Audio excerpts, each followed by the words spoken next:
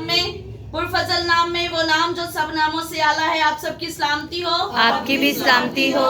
आए खुदा के कलाम में से देखेंगे 7वां कलमा।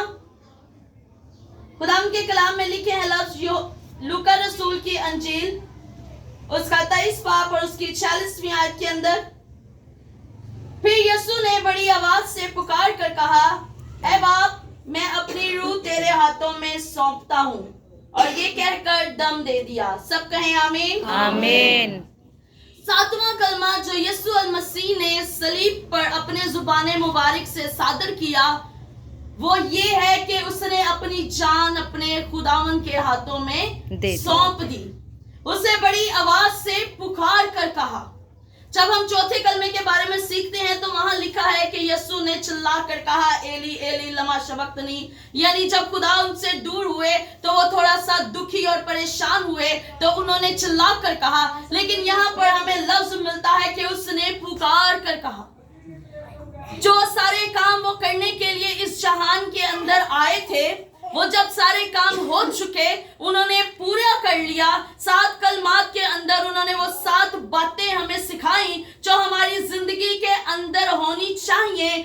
सबसे पहले माफी हमारी जिंदगी के अंदर होनी चाहिए कि हम दूसरों को माफ करें। नजात हमारी जिंदगी के अंदर होनी चाहिए कि हम नजात से भरे हुए हों। मोहब्बत और कफारा हमारी जिंदगी के अंदर होना चाहिए। फदामंदी हमारी जिंदगी के अंदर होनी चाहिए। जब यीशु ने ये सब चीजें देखी कि अब ये सारी चीजें मैंने अपने लोगों को सिखा दी हैं, बता दी हैं, तो उन्होंने बड़ी तहम्मुल के साथ, बड़ी आजिज़ी के साथ, बड़ी हलीमी के साथ पुकार कर कहा, अपने बाप से मुखातिब होकर कहा कि ऐ बाप, मैं अपनी रूह तेरे हाथों में सौंपता हूँ।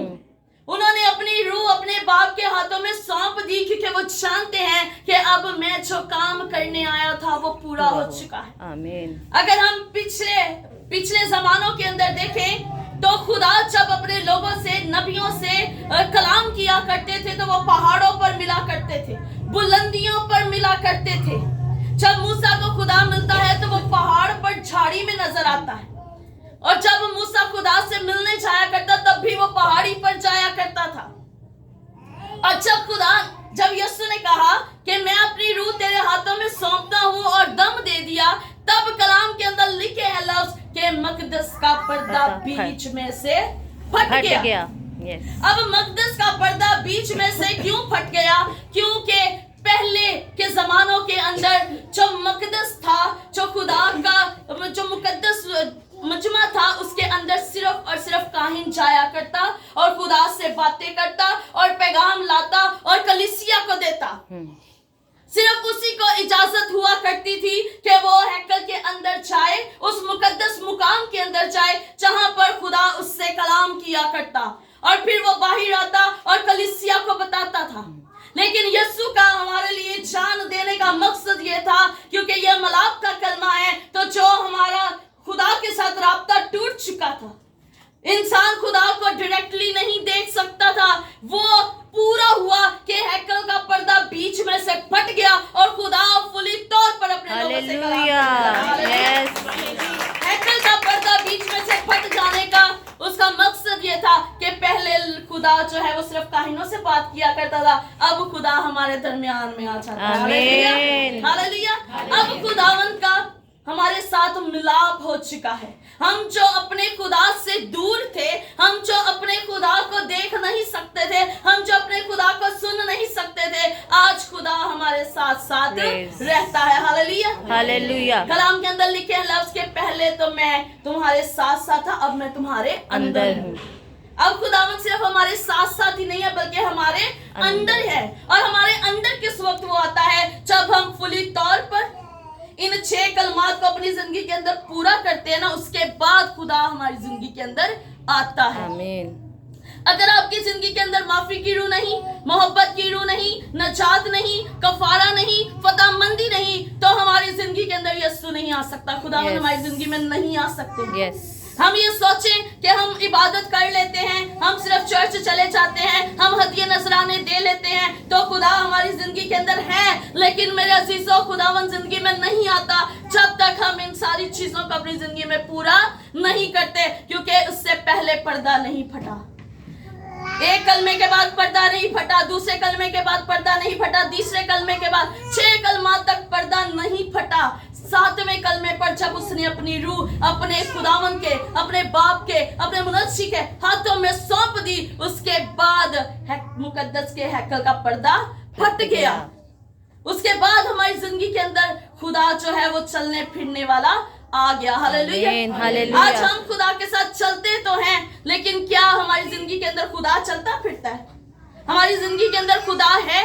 हमारी जिंदगी के अंदर खुदावंद उस तौर पर है जिस तौर पर यीशु चाहते हैं? उसने हमारी खातिर सलीब पर जान दे दी, इतने दुख उठाए, इतनी तकलीफें बर्दाश्त की, कांटों का ताज उसने अपने सर पर पहन लिया ताकि हमें जिंदगी का ताज मिल सके। हालेलुया। उसने अपनी पसली में नेसा खाया, उससे खून की नदी जारी हो गई ताकि वो नदी, वो खून हमारी जिंदगी में नजात बनकर आए।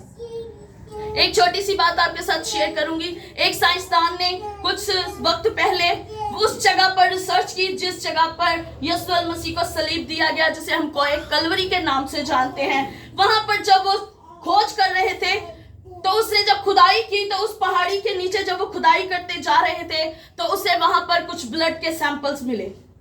जब उसे वो ब्लड के सैंपल्स मिले तो उसने वो ब्लड के सैंपल्स वहां से उठाए और उसने लैब के अंदर भेज दिए ताकि इसका टेस्ट किया जाए कि ये किस तरह का खून है और इतनी पहाड़ी के गहराव के अंदर कहां से आया।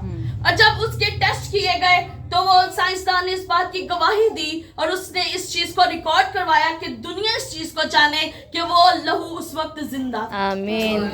और वो लहू हमारे यीशु का था। हालेलुया। क्यों? क्योंकि ये साबित किया गया कि इंसान के अंदर जो खून है उसके अंदर डबल क्रोमोसोम्स होते हैं, मर्द का और औरत का, लेकिन उसके अंदर सिर्फ और सिर्फ औरत का क्रोमोसोम है।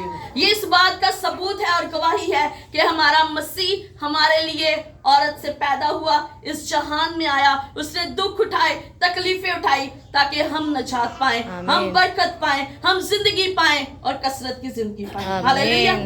सो आज जरूरत है कि हमारा मिलाप जो यीशु ने खुदा के साथ करवाया है उसे हम बरकरार रखें, उसे अपनी जिंदगी के अंदर और मजबूत करें ताकि हमारा जो मिलाप बाप के साथ हुआ है वो हमेशा तर हमेशा कायम रहे। हालेलुया। हालेलुया। सो खुदावंद आपको इस कलाम के वसीला से बरकत दे।